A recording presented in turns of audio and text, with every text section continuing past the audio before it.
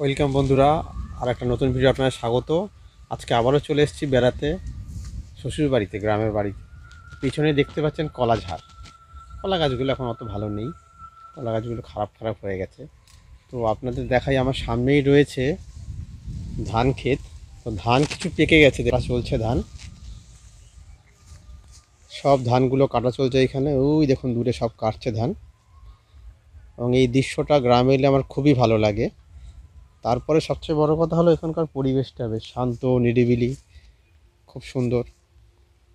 এই সামনে থেকে মূলো গাছ লাগিয়েছে, আমি নেমে দেখাই আপনাদের। ফসকে পড়েই যাচ্ছিলাম। এই যে মূলো চাষ হয়েছে, এখান থেকে অনেক দূর অবধি সব মূলো লাগানো আছে। আর ওই দূরে রয়েছে কলা গাছ। ওই যে দেখুন, ওই যে হচ্ছে কলা ঝাড়। কলা ঝাড়ের পাশাপাশি এখানে, চলুন আর কি আছে দেখি। এই দিকটা সব গাছপালায় ভর্তি। এদিকটা এই যে শাল গাছ, সেগুন গাছের সব বড় বড় সব বাগান টাইপের রয়েছে। অনেকে জায়গা পড়ে আছে, সেগুলো গাছ লাগিয়ে দিয়েছে সব। ওগুলো চলুন একটু মাঠের মধ্যে একটু হেঁটে আসি। অনেকটা ভিতর অবধি যেতে হবে আমার সঙ্গে, দেখি কি কি দেখা যায়। পিছনে সব হচ্ছে জমি আর জমি, যতদূর দেখবেন শুধু চাষাবাদ। আর খুব সুন্দর একটা হাওয়া বইছে, দারুণ লাগছে হাওয়াটা।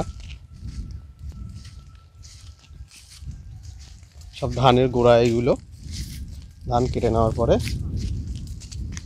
আর এইখানে মাটি দিয়ে লাঙল চষছে। এখানে হয়তো অন্য কিছু আবার ধান টান কিছু একটা লাগাবে। ওই দিকটা দিয়ে খুব ভালো ধান কাটা হচ্ছে। চলুন ওই দিকটা দেখে আসি একবার, ধান ক্ষেতটা।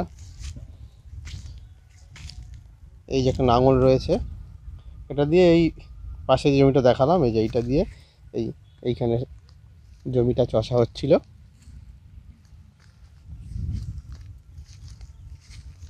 এইসব ধানের স্তূপ হয়ে আছে। কীরকম ধান হয়েছে দেখি একবার, চলুন। তো ধানের নাম ফাম কী বলে সে আমি জানি না, ধান হয়েছে এটুকু বলতে পারবো। মানে সব আমার জানারও কথা নয়। এই দেখুন ধান হয়েছে, খুব সুন্দর, কি সুন্দর দেখতে ধান।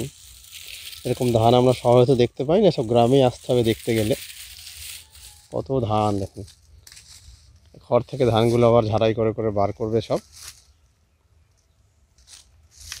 এরকম গ্রামের পরিবেশে আসতে আপনাদের কার কার ভালো লাগে জানাবেন। আমি যেখানে থাকি সেখানে আধা শহর আধা গ্রাম, মানে আমাদের ওখানে একটু কনজাস্টেড এরিয়া, ওই জন্যই ফাঁকা জায়গাটা এলে বেশি ভালো লাগে ঘুরতে। আপনাদের কার কার গ্রামের দিকে বাড়ি সেটা কমেন্টে জানাবেন, তাহলে ভালো লাগবে শেয়ার করলে।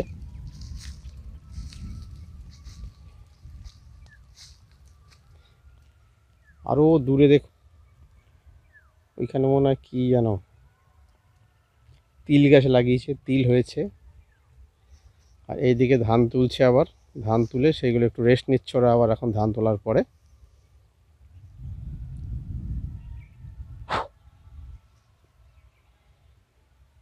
এইখানের জমিটা লাঙল দিয়ে চাষ হয়ে গেছে, এবার হয়তো এখানটা কিছু লাগাবে, হয়তো কী লাগাবে তা জানি না,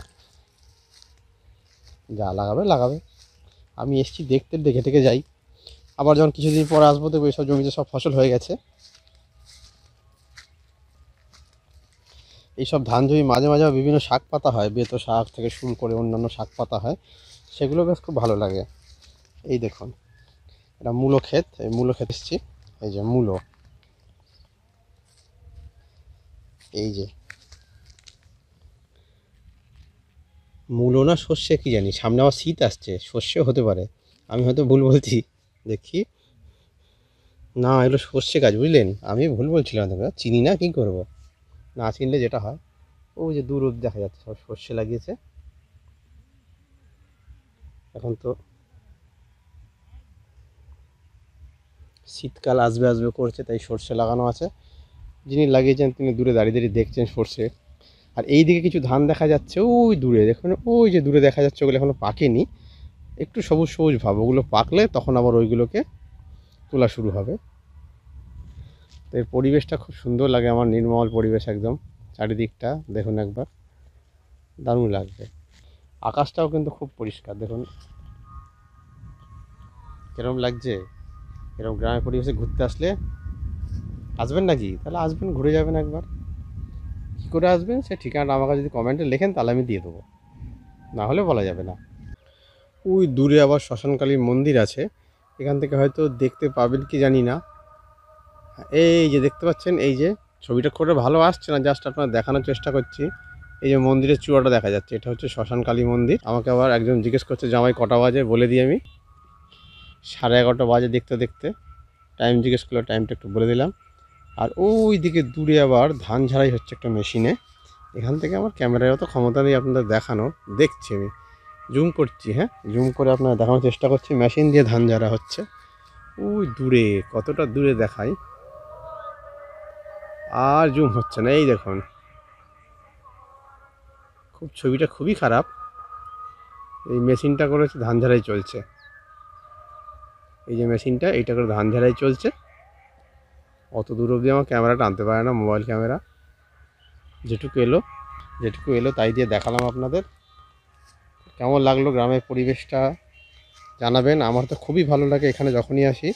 আমি আগে একটু মাঠঘাটে ঘুরে নিই, আমার দারুণ লাগে এই জায়গাটা। কারণ বাড়ির দিকে যেটা পাই না, এখানে মুক্ত পরিবেশে ঘুরতে খুবই ভালো লাগে।